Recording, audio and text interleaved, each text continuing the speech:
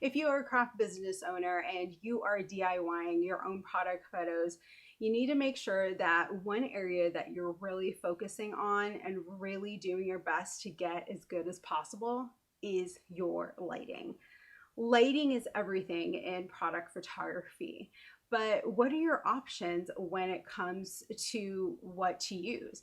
Should you use natural light? Should you spend money and go buy some studio lights? And do those pop up light boxes that are super popular with the maker community actually work and are worth the money?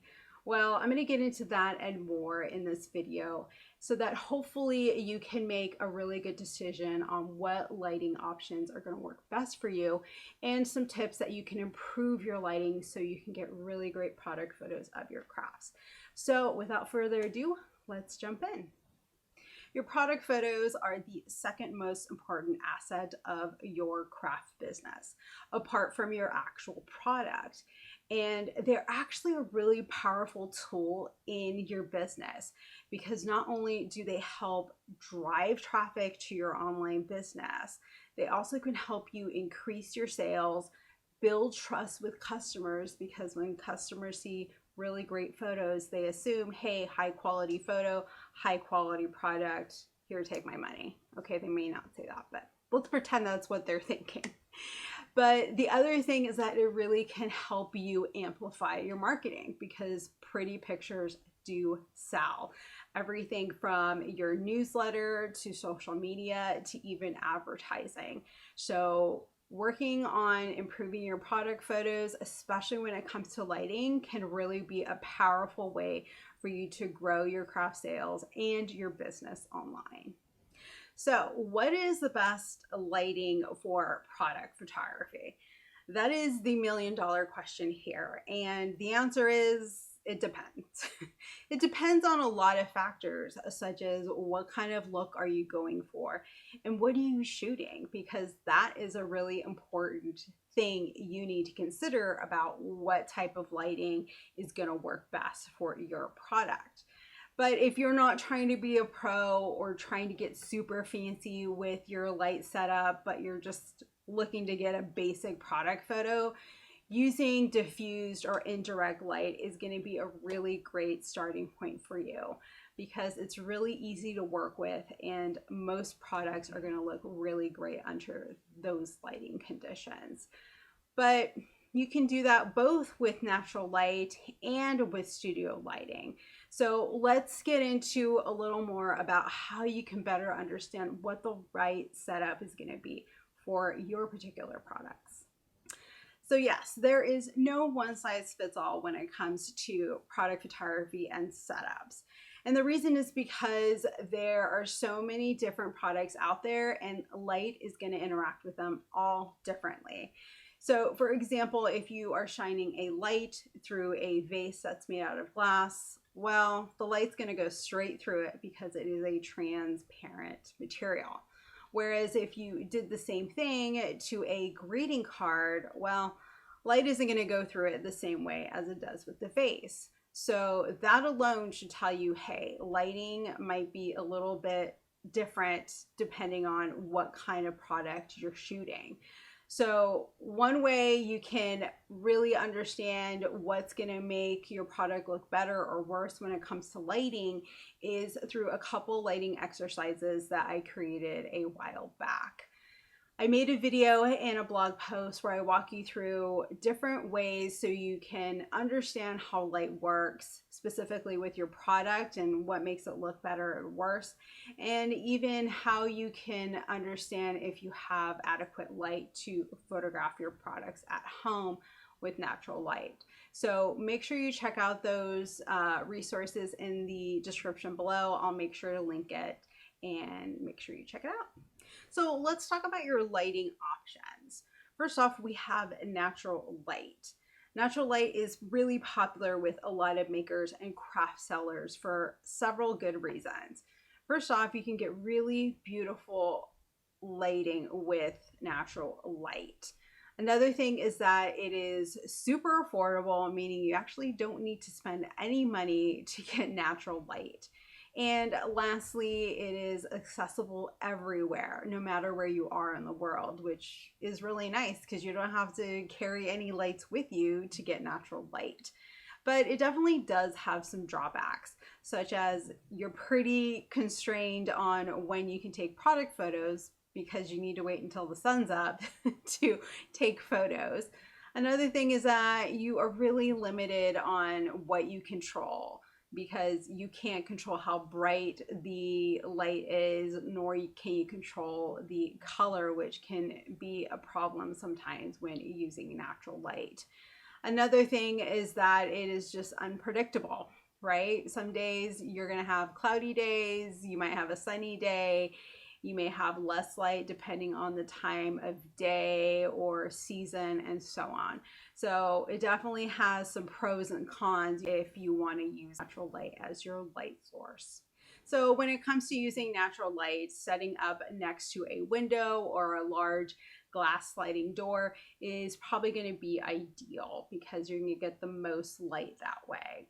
But if you realize that you actually don't have a lot of natural light in your space or in your home, you can definitely try opening up a door that opens up to the outside, or even using a garage space if that is even an option for you. This is a really great alternative. It may not be ideal because obviously you're opening yourself up to the outside elements, but it can be a really good option if you don't have great lighting inside your space.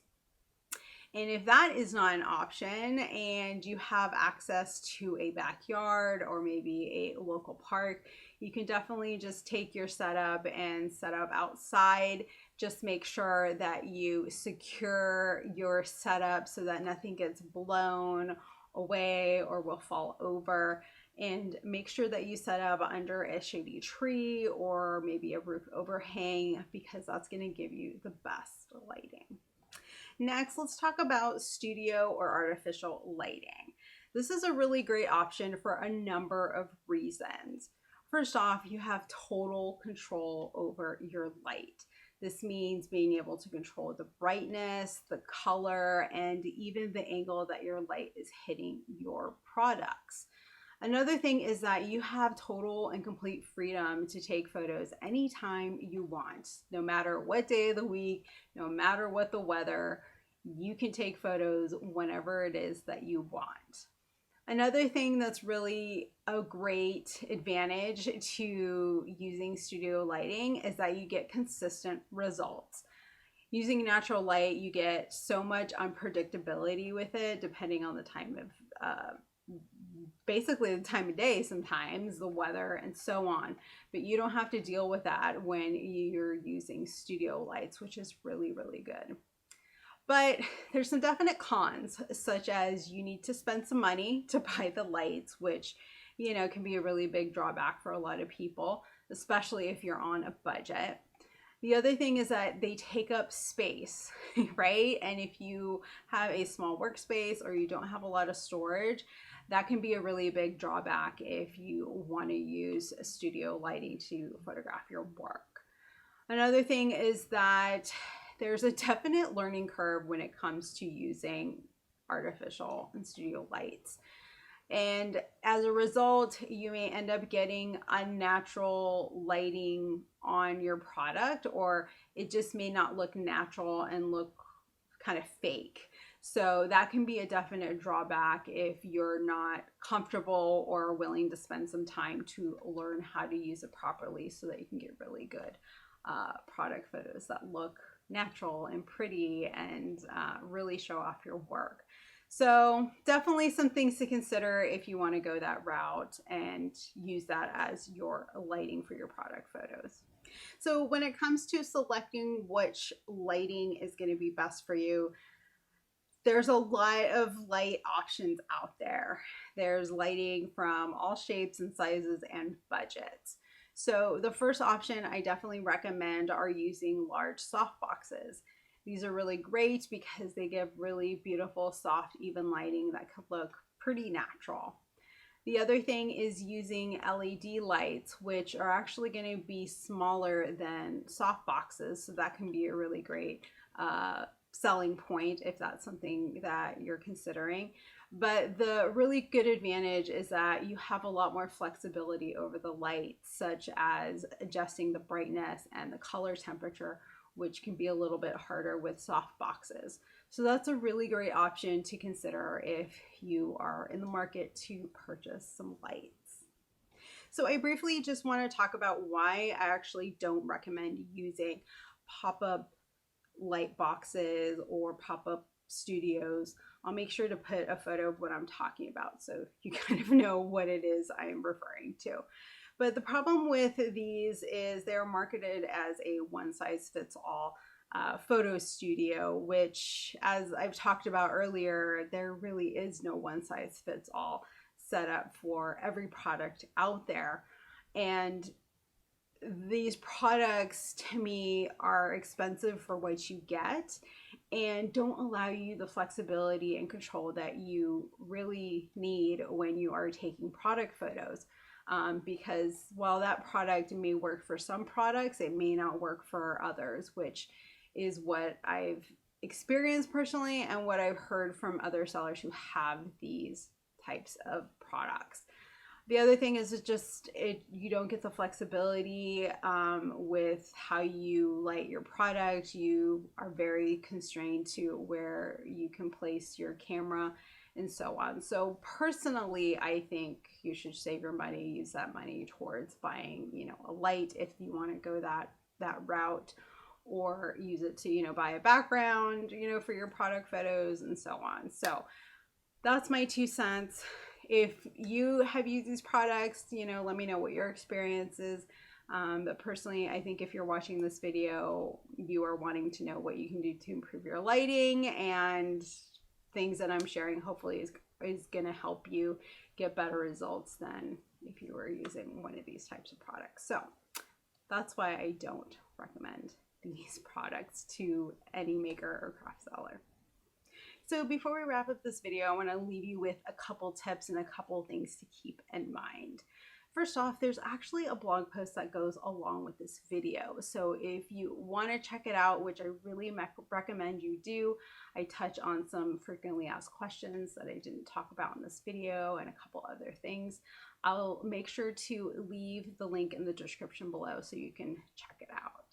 The other thing is that when it comes to lighting and taking product photography, and doing product photography, it really is about practicing and experimenting to see what's going to work best for you.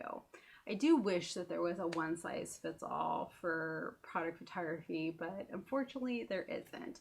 But it gives you the space to be a little bit creative and figure out what's going to work best for you so that you can create really great photos that get customers' attention and helps you sell your products online. So make some time every week to try something out, move things around, play with the angle of your light, even if that means adjusting your physical setup, especially if you're using natural light, and see what happens. Make note of what works and doesn't work, and that will guide you to slowly improving your photos. So that is all for today. I hope this was really helpful. Comment below and let me know what's one thing that you're going to try or one thing that you learned from this video. And I will see you in the next video. Bye.